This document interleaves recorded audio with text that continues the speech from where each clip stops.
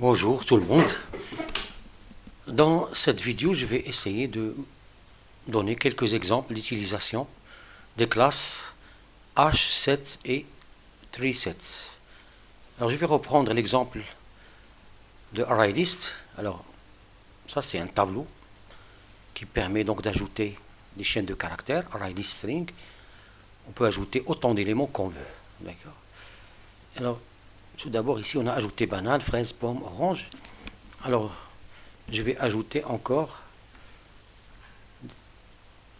banane. Je vais ajouter ça 3 fois. Je vais ajouter orange. Encore une fois. Alors si on exécute le programme. Test 5. Donc on voit ici qu'il a affiché banane plusieurs fois. Juste pour vous dire que ArrayList accepte les doublons. D'accord. On peut ajouter un élément plusieurs fois sans problème. Alors maintenant, pour ajouter un élément une seule fois, on ne doit pas utiliser ArrayList, on doit utiliser à la place la collection H7. Donc il faut bien sûr l'importer.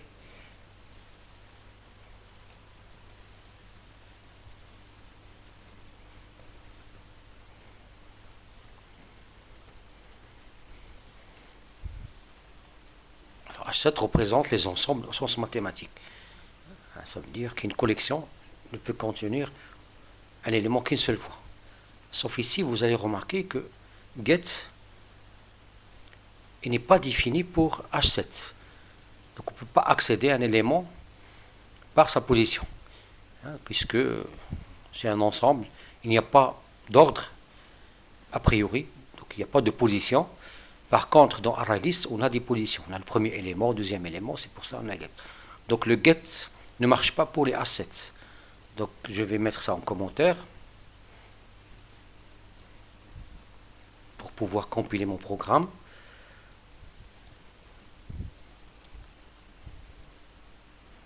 Voilà. On ne peut pas ajouter non plus à une position donnée, parce qu'il n'y a pas de position. L'ensemble n'est pas ordonné. Donc on va enlever ça pour que qu'on puisse alors avoir un programme qui compile.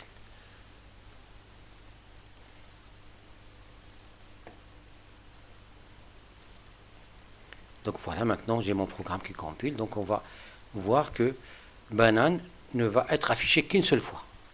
D'accord.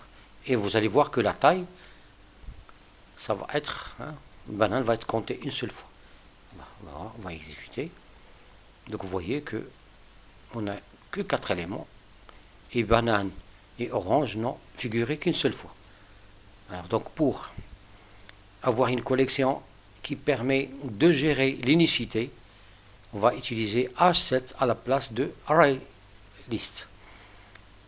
Alors maintenant, si on a encore besoin d'utiliser un ordre, donc un ordre dans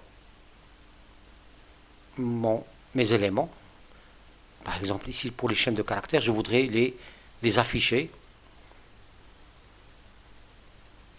selon l'ordre alphabétique, l'ordre lexicographique. Alors à la place de H7, on va utiliser TreeSet.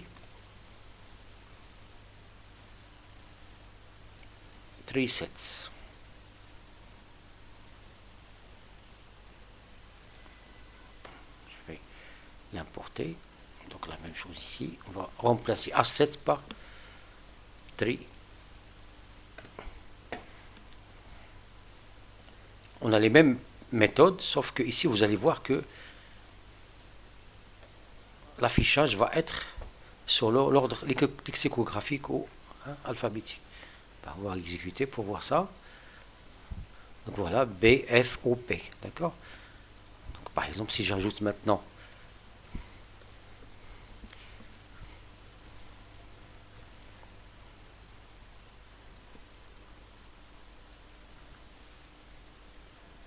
abricot,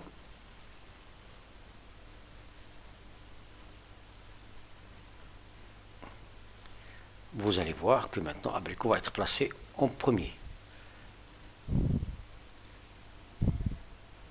Donc voilà, on a les éléments qui sont affichés selon l'ordre alphabétique.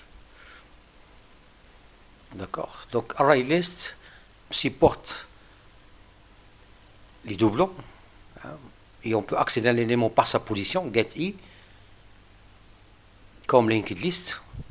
Par contre, dans Asset, les éléments ne sont pas accessibles, il n'y a pas d'ordre, hein, il n'y a pas de position. On ne peut pas utiliser la méthode getI, et les éléments sont ajoutés une seule fois. D'accord. Et si on veut aussi les ordonner, donc si on veut les classer par ordre alphabétique, ou si les éléments sont ordonnés, on peut utiliser TreeSet. Voilà, je suppose que vous allez encore aller faire un petit tour sur la documentation des collections pour avoir plus de détails sur les classes H7 et TreeSet. Au revoir et à bientôt.